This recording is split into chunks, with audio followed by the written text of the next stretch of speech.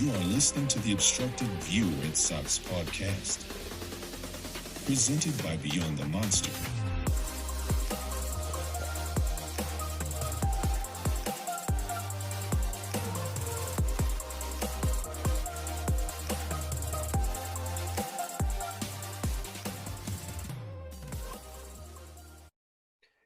Is there a prospect you think that kind of deserves more attention that might be getting a little overlooked at the moment?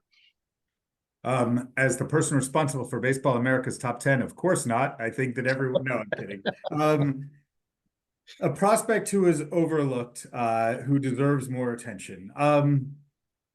It's a fair question. I spend so much time thinking about the top of the system, that it becomes a little bit, that I kind of lose sight of some of the rest. I mean, I think that there are prospects who are going to be exciting, right? I think that, like, for instance, I think this year, because he didn't play, Mikey Romero took a major hit in terms of his prospect stock. If memory serves, I think I had him maybe number 5 in the system, 5, 7, something like that, entering the 2023 season, and we didn't get to see him at all. I think that there's a very interesting skill set because he would be a very good defensive player at second base.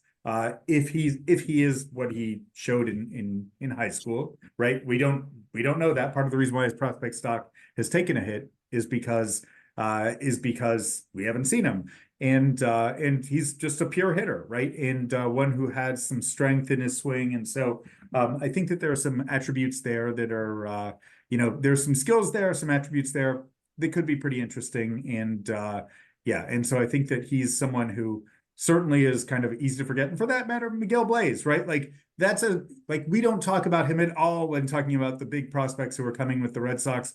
I think I had him at number 5 entering this season, but it feels like he ranks like 20, right? As little as we talk about him. But that is, he's a player with as much upside, with more upside than anyone else in the Red Sox system. And so it will be, I'm always a little leery of shoulder injuries, right? And shoulder surgeries and what that can do to a player's offensive approach.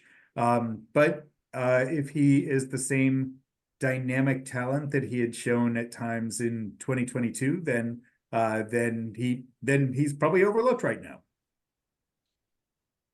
Yeah, because looking at as you're going through that, back through the Baseball America listing, and right now Romero is with the Red Sox system right now is slid down to 16. But to your point, though, he's had that time where he's missed, and there's been that injury piece. How about you guys? Who do you have as overlooked? Overlooked. That's a good question. I like to try to find guys who, because you can find anything you want on Kyle Teal and Marcelo Meyer. Guys like, for example, Hunter Dobbins intrigues me. Mm-hmm. Being able to talk to him a handful of times. I've never gotten to see him pitch up close, so hoping he gets the opportunity to pitch with Worcester this year to see that. He intrigues me. Rodriguez Cruz, the pitcher, he also. I've more honed in on the pitchers because I'm more fascinated to see what can be developed out of those group of kids. Alan Castro, though, on the offensive side, is another one that it's seemingly, when you saw a highlight of him through social media on Twitter, that the kid's exciting. So those are some of the three.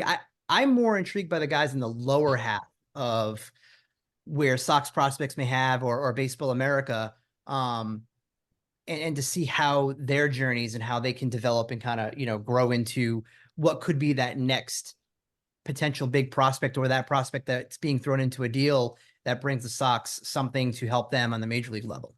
Yeah, well, that's very fair. I was at Dobbins's AA debut, which was actually a kind of interesting and fun look because he had been, there's an adjustment to AA, and so he was scattering the strike zone a little bit in the early innings, and was getting close to his pitch count in through 4 innings of work, right? And showed an interesting mix, like he had been around the zone, nothing like overwhelming, but solid debut, I thought. But clearly on a pitch count as he's going back out for the 5th.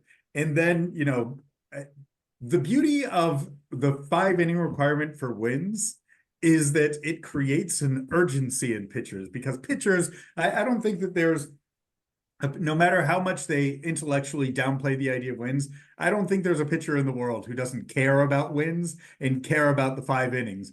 And so in his last inning, Dobbins, with the sense of like, the ticking deadline, the ticking, like, the expiring window of his pitch count, ended up really letting it eat. Showed his best velocity of the night at like 94 to 96. Ended up showing like a nice slider, a nice split that like had that were aggressive in the zone and were getting misses in the zone. So that was my one little window of Hunter Dobbins that like was like, oh, I like that was your last inning and it was your best one. Those are fun glimpses to have. So you're right that like again, the Red Sox need to hit on guys like Hunter Dobbins. They need to hit on guys like Elmer Rodriguez Cruz. And then I think that this coming year in the draft, we're probably going to see for the first time since Tanner Houck in 2017, the Red Sox. I would be shocked if the Red Sox did not pick a pitcher before pick number 99 of the draft, which is the highest that they've picked a pitcher in the last 6 drafts.